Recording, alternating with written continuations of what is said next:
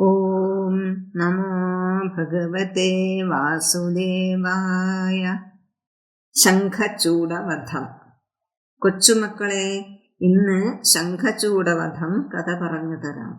ഇവിടെ അടുത്തിരുന്നു കേട്ടോളൂ ട്ടോ. കഠില്ലം, പന, കൊമ്മ മുതലായ വലിയ വലിയ മരങ്ങളുള്ള താലവനത്തിൽ മാധവീലതകൾ പൂത്തുലഞ്ഞു നിൽക്കുകയാണ്. കൃഷ്ണനും ഗോപികമാരും ആ താലവനത്തിലേക്കാണ് പോയത്. കൃഷ്ണൻ നല്ല സുഗന്ധമുള്ള പൂക്കളെറുത്ത് ഗോപികമാരുടെ തലയിൽ ചാർത്തി. ഗോപികമാർക്ക് വലിയ സന്തോഷമായി. അവർ ഭഗവാന്റെ ഗുണഗണങ്ങളെപ്പറ്റി പാടാൻ തുടങ്ങി. അപ്പോൾ കൃഷ്ണനും രാധയും പാട്ടുകേട്ട് രാസക്രീഡ തുടങ്ങി. ആ സ്ഥലത്ത് മുമ്പ് ഒരത്ഭുതം നടന്നിരുന്നു. ധനാധീശ്വരനായ കുബേരന്റെ അനുചരരിൽ ഒരാളാണ് ശംഖചൂഡൻ എന്ന യക്ഷൻ. ഈ ശംഖചൂഡനെ യുദ്ധത്തിൽ ആർക്കും തോൽപ്പിക്കാനാവില്ല. അത്രയ്ക്കും ബലവാനാണ്. ശംഖചൂഡന് ഒരാഗ്രഹം. 3 ലോകവും ജയിച്ച ആളാണ് കംസൻ എന്ന് പറയുന്നുണ്ടല്ലോ. ആ കംസനോട് എനിക്ക് യുദ്ധം ചെയ്യണം എന്ന് കരുതി 1,00,000 ഭാരമുള്ള ഗദയും എടുത്ത് കംസന്റെ രാജധാനിയായ മധുരയിലേക്ക് പോയി. എന്നിട്ട് കംസനോട് ഇങ്ങനെ പറഞ്ഞു: കംസ, നീ 3 ലോകവും ജയിച്ച ആളല്ലേ? ഇപ്പോൾ എന്നോട് യുദ്ധം ചെയ്യേ. നീ ജയിക്കുകയാണെങ്കിൽ ഞാൻ നിന്റെ ദാസനായി കഴിയാം. ഞാൻ ജയിച്ചാൽ നിന്നെ ഞാൻ എൻ്റെ ദാസനായി നിർത്തും എന്ന്. കംസൻ അതിന് സമ്മതിച്ചു. 2 ആളും രംഗഭൂമിയിലിറങ്ങി യുദ്ധം തുടങ്ങി. 2 പേരും ഗദായുദ്ധമാണ് ചെയ്യുന്നത്. ഗദകൾ കൂട്ടിമുട്ടി ഭയങ്കര ഇടിവെട്ടുന്ന പോലെ ശബ്ദമുണ്ടായി. യുദ്ധം മൂർച്ഛിച്ചപ്പോൾ എന്തുണ്ടായി എന്നറിയണ്ടേ? ഗദകൾ 2ഉം കൂട്ടിമുട്ടി തീ കത്തി. ഗദകൾ പൊടിഞ്ഞുപോയി. പിന്നീട് മുഷ്ടികൾ കൊണ്ടായി യുദ്ധം. കംസൻ യക്ഷനെ മുഷ്ടി കൊണ്ടടിച്ചു. യക്ഷൻ കംസനെയും മുഷ്ടി കൊണ്ടടിച്ചു. അങ്ങനെ 27 നാളുകൾ 2 പേരും മുഷ്ടിയുദ്ധം ചെയ്തു. പക്ഷേ 2 ആൾക്കും യാതൊരു ക്ഷീണവും ഇല്ല. 2 പേരും ആശ്ചര്യത്തോടെ നോക്കി. ഞാൻ ഇത്രയൊക്കെ അടിച്ചിട്ടും ഇവന് ഒരു തളർച്ചയുമില്ലല്ലോ എന്ന് 2 പേരും ചിന്തിച്ചു. പിന്നീട് കംസന് ദേഷ്യം വന്നു. ശംഖചൂഡനെ എടുത്തെറിഞ്ഞു. അപ്പോൾ ശംഖചൂഡൻ വെറുതെ ഇരിക്കുമോ? അവൻ എഴുന്നേറ്റ് വന്ന് കംസനെ എടുത്ത് ഊക്കോടെ എറിഞ്ഞു. കംസൻ എഴുന്നേറ്റ് വന്ന് ശംഖചൂഡനെ എടുത്ത് തെങ്ങിന്റെ മടലുകൊണ്ട് നിലത്തടിക്കുന്ന പോലെ ഒരടി കൊടുത്തു. കംസൻ വിചാരിച്ചു, ഇനി അവൻ എഴുന്നേൽക്കില്ല എന്ന്. ശംഖചൂഡനല്ലേ ആള്. അവൻ എഴുന്നേറ്റ് വന്ന് കംസൻ ചെയ്ത പോലെ തന്നെ കംസനെ പിടിച്ച് നിലത്തടിച്ചു.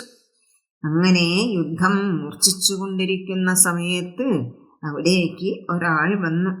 ആരാണെന്നറിയണ്ടേ?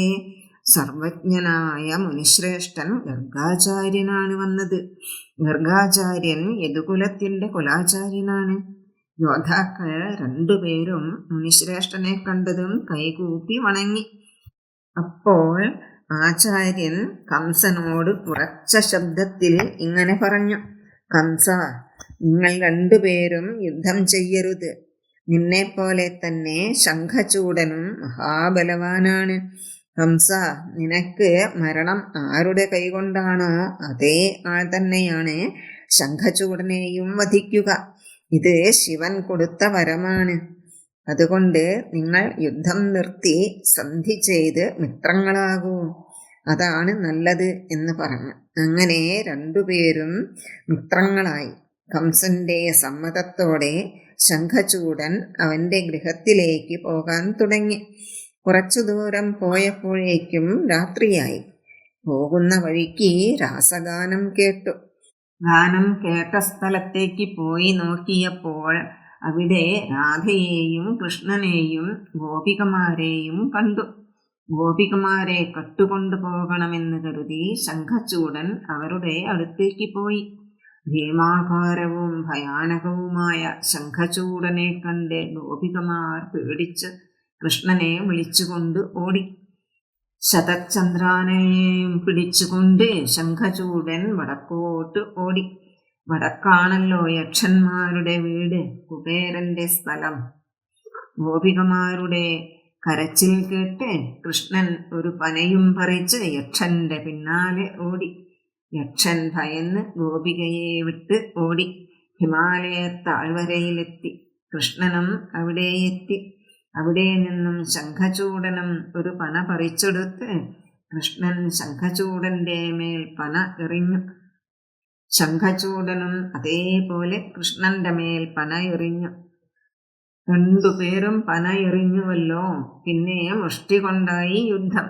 രണ്ടുപേരും മുഷ്ടി കൊണ്ട് യുദ്ധം ചെയ്യാൻ തുടങ്ങിയപ്പോൾ ഭൂമിയാകെ കുലുങ്ങുന്ന മാതിരിയായി. അപ്പോൾ കൃഷ്ണന് ഭയങ്കര ദേഷ്യം വന്നു. സുദർശന ചക്രത്തെ വരുത്തി മന്ത്രം ജപിച്ച് വിട്ടു. ശംഖചൂഡന്റെ തല എറുത്ത് ചക്രം തിരികെ വന്നു. ശംഖചൂഡന്റെ തലയിൽ ഒരു ചൂടാമണിയുണ്ടായിരുന്നു. കൃഷ്ണൻ അതെടുത്തു. പിന്നീട് ശംഖചൂഡന്റെ ജ്യോതിസ് കൃഷ്ണഭക്തനായ ശ്രീദാമാവിൽ ലയിച്ചു. അങ്ങനെ ശംഖചൂഡനെ കൃഷ്ണൻ വധിച്ചു. ചൂടാമണി ചന്ദ്രാനനയ്ക്ക് കൊടുത്തു.